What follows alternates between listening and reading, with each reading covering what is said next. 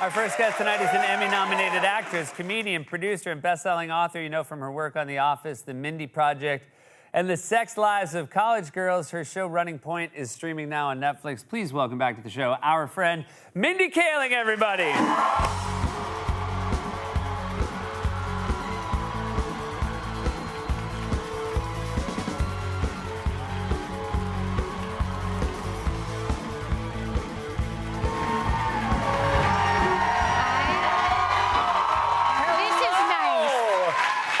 Have you back. I'm so happy to be here. This is a nice crowd. It's a nice group of people. It's a nice group of not riffraff. Yeah. You know, I'm getting I always classy. worry, and then you come out. You know what? You can tell right away they're not riffraff. No.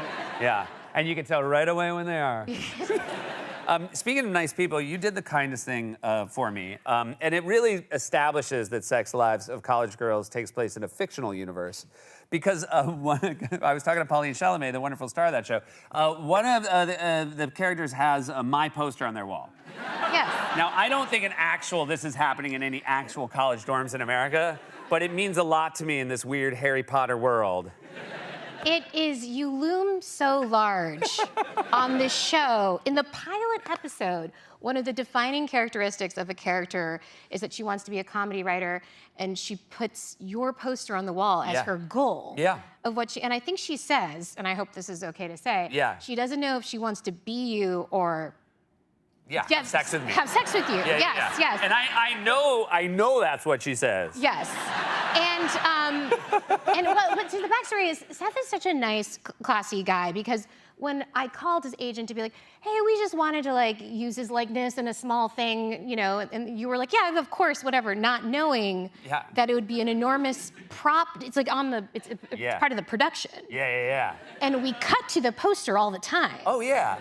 But I've had a very nice time. I mean, this was easy. This was just a poster. Yeah. But I've always had a lovely time being a part of your shows. I mean, again, you're being very nice. You should be alarmed. Seth has been in, first of all, it was very nice in the Mindy Project back over 15 years ago. You appeared not once, but twice. As two different people. I was an architect. Yes. And then in a later season, I was Seth Meyers. Yes. Which is kind of the entirety of my acting career, is people are like, we've decided maybe just you. And so then you did that, and then you were in my movie Late Night. Yep. And then you kindly were in this. And so now it's like, you gotta be in the new show. Well, so first of all, I love the new show. Congratulations. Thank you. This is a show about the LA Waves, who are, loosely based on the Lakers, and this is Jeanie Buss's story. But before we talk about Jeanie Buss, because I know you met her, you created the show with two of our dearest friends, Dave Stassen and Ike Barinholtz, who you worked with on the Mindy Project. Yeah. And so the fact that it's your show and these are two of my oldest friends, I do kind of hope that the call comes for me to be on Running Point. We talk about you all the time. Thank you. These two guys, they were at Seth's wedding, your old dear friends. Yep. But it was interesting, even though they love you very dearly, I think about 12 or 13 years ago when you first came on the show, I made the mistake of when you were on the set and we have in front of my writing side, I was like, wow, Seth's really he's kind of ripped, right? He's kind of built. And nothing makes your very good friends more annoyed than overpraising your body. They hate it. Yeah. They were like, whoa, let's not get carried away here. Yeah. He's good looking, but we wouldn't call him ripped. It was and they're very unkind. They're also real meatheads. Yeah, they're meatheads from Chicago. They're like Jimmy meatheads. Exactly, but they were so uncomfortable by that. And so now whenever if you come up, they're always like, oh, the very ripped Seth.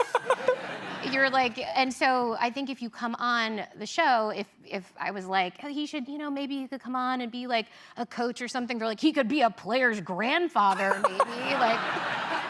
He could be an old wizard. What do you college girls don't want to get with old wizards. It's really a precipitous fall it is from an object of lust to a wizard. An old wizard who shows up to do tricks for basketball players, I guess. It's gonna be a very bad episode. I don't want to be a part of it. But Jeanie Buss, president of the Lakers, she sort of came to you. She knew you would be a shepherd for this idea. Yeah, so Jeanie Buss, who is the president of the Lakers, has the most, such such a huge role and is an amazing woman, amazing business person. You know, she has seen, there's been so much written and done about the Lakers, but it's never really focused on her before. She loved The Office, and she thought, you know, I would love for there to be a show that's from my point of view. And it's just great because going into these things, it's always scary when you base something on someone's life because you don't want to offend them or like, you know, offend their family and friends. And she just gave us carte blanche. She's like, I know that it needs to be funny in order to do this. So she's just been such an amazing collaborator. And it's really, because it's a workplace comedy about running a basketball team. It's a family comedy because it is a family business. Yeah. And you've also done that really hard thing, that needle to thread on sports shows where I feel like the actors you cast to play basketball players actually look as though they could be basketball players. Okay, thank you very much. Yeah. It's a lot of like, we were like, do we need to, everyone's like on Apple boxes. We were worried about that, but yeah, they're pretty, they're tall guys, which is nice. And they're tall guys who are, you know, well, they're like Seth Meyers type. They're very ripped. They're just jacked. They're super jacked. Olympians. They're like, not one of them looks like an old wizard. I have a lot more to ask you about. We're going to show a clip as well. Come back with more Mindy in a minute. I know Cam's choice came as a surprise, but I can't do this without you guys. Sis, we got your back. Thank you. Yeah, no matter what people say, we got you. What are they saying? Don't go on Reddit unless you want to kill yourself. What? No, Yeah. it's The not internet really. is forever, It's okay. It's okay. Just about the fact that you're a nepo baby and you don't know what you're doing, but you're old, so it's like you're like a nepo crone. Oh my God. Look, it doesn't matter. Okay, it's Do garbage. I look that old? Nobody cares. The point is, we got you. We're back with Mindy Kaling. That was a clip from Running Point. Is it a little weird? I mean, I know you are a Celtics fan, right? Yeah. So is it a little weird making a show about, you know, it's the Lakers? Listen, I was born and raised Celtics fan. Yeah. My dad, like, he was a huge Celtics fan, like, in deep cuts, like Hondo Havlicek, like JoJo White, like, so I think it's a little tough. I just think that, like, now that I have kids in LA, I don't want to be that mom that's like, no, you must root for the team from 3,000 miles away that you have no connections with. So we're just into it. Also, the Lakers are so glamorous. Like, come on. It's like, no, exactly. I think you can give the Lakers to your children. And by the way, since you were first here, you came right after you had your first. You now 3 kids. Congratulations, Thank Mindy. you. Thank you. You joined Team 3 with me. Yes. I mean, it's a wonderful thing. It's a wonderful thing, and it's the amount of children that you have before people start thinking you might be weird. Yeah. You know, like, Yeah. and it's great. I mean, we talked about this. Like, children are such a blessing, but as a single mother, 3 is like that's a good amount. Yeah, I think so. You were at the Oscars. Yes. You looked resplendent. You looked Great beautiful. photo.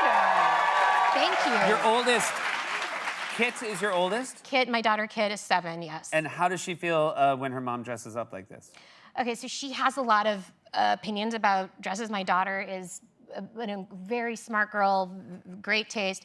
Her taste in gowns, I will say, is hacky. Okay. She only wants me to wear like a gown that goes out like that, like from Cinderella. And if it's not that gown, she thinks it's ugly. Really? Yeah. And how does she go about saying it? Does she say it in helpful terms? Does she think a lot about language? She's very constructive. No, I will wear like a gown that cost, thousands of dollars and, 40 people worked in it for, hours and hours. And she'll be like, that's ugly, wear a big poofy ball gown. She did like this Oscar de la Renta though, so that was a nice. Okay, well, I mean, she should. Was she impressed that her mom got a star on the Hollywood Walk of Fame? Yeah.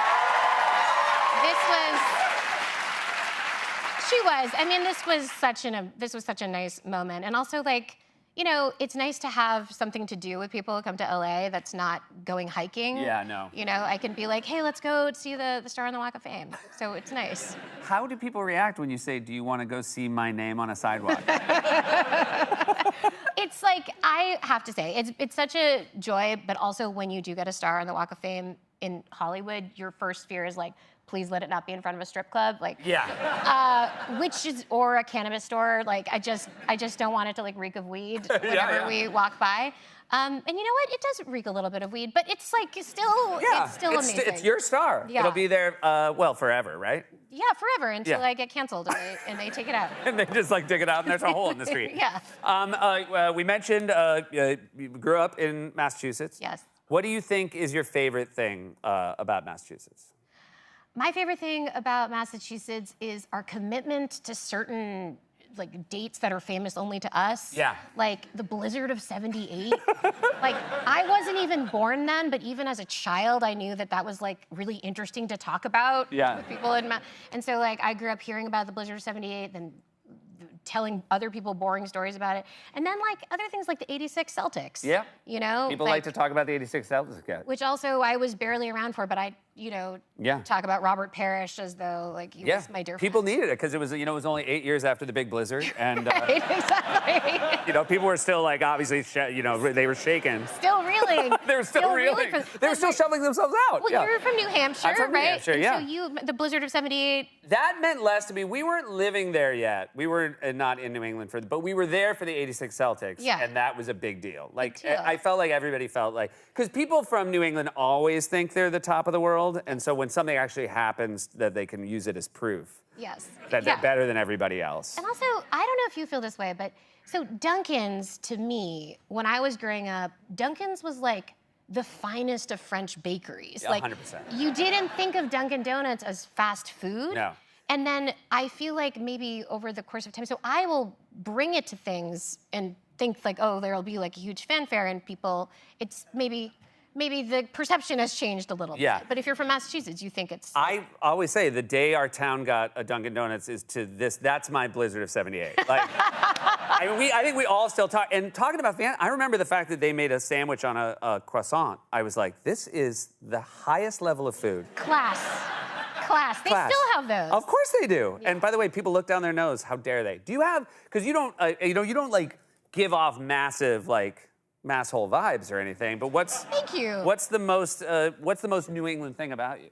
The most New England thing, I mean, I think it is this commitment to Dunkin's. Yeah. Like, and going out of my way, even if there's like a cute artisanal donut place in LA, as you know, I prefer Dunkin's any day. I think Dunkin's, but I'm impressed that you can call it Dunkin's because in my head it's very hard for me not to say Dunkin' Donuts. Dunkin' Donuts. Yeah. Yeah. I had a hard time when they told me it was Dunkin's now. I'm like, don't you do this.